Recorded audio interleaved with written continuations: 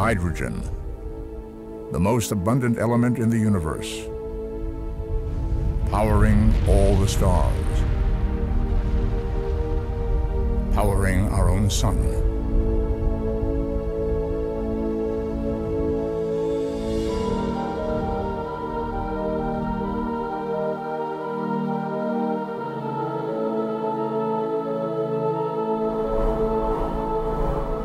Hydrogen is everywhere. Over 90% of all the atoms in the universe are hydrogen atoms. Combined with oxygen, it forms water. Add carbon, and it's a basic building block of life. In pure form, it can be a clean, safe, and powerful fuel. Hydrogen could turn out to be as important to the energy economy of the 21st century as the silicon chip has been to the information economy.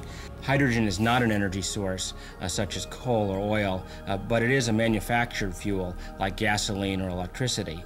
And we can use renewable sources of energy such as solar power and wind energy to split molecules of water into hydrogen and oxygen. And then the hydrogen's available to be used as a fuel in our automobiles, in our homes, and even in our industries. World Watch Institute President Christopher Flavin has spent his career examining issues key to sustaining human progress on a finite planet. Some of today's biggest problems, ranging from lung disease to climate change and terrorism, are caused by our extraordinary dependence on fossil fuels. Hydrogen is really the answer to a fundamental challenge, which is how do we get elusive energy sources such as wind power and sunlight into the tanks of our cars. The other nice thing about hydrogen is that in the short run we can derive it from natural gas and potentially other fossil fuels so that the hydrogen age can begin almost immediately. In coming decades, hydrogen will power the largest machines down to the smallest electronic gadgets. We're going to see many fundamental changes because energy is central to pretty much all that we do.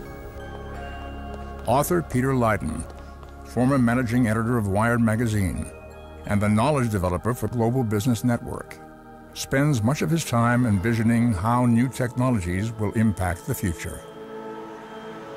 If we were to jump into a time machine and fast forward 50 years, what would our world look like? There's a good chance that most of the technology we own would be powered by hydrogen. We'd be thinking back to this day and age and wondering how we ever survived without it.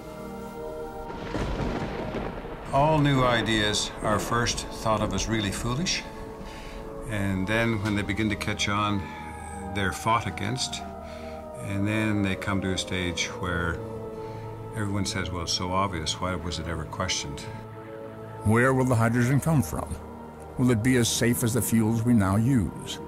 How much will it cost? And how long before we see it in our own communities?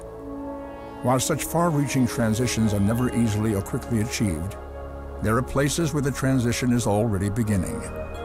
I'm Leonard Nimoy. Come with me on a global journey and see how hydrogen energy can be the answer to some of mankind's most fundamental challenges.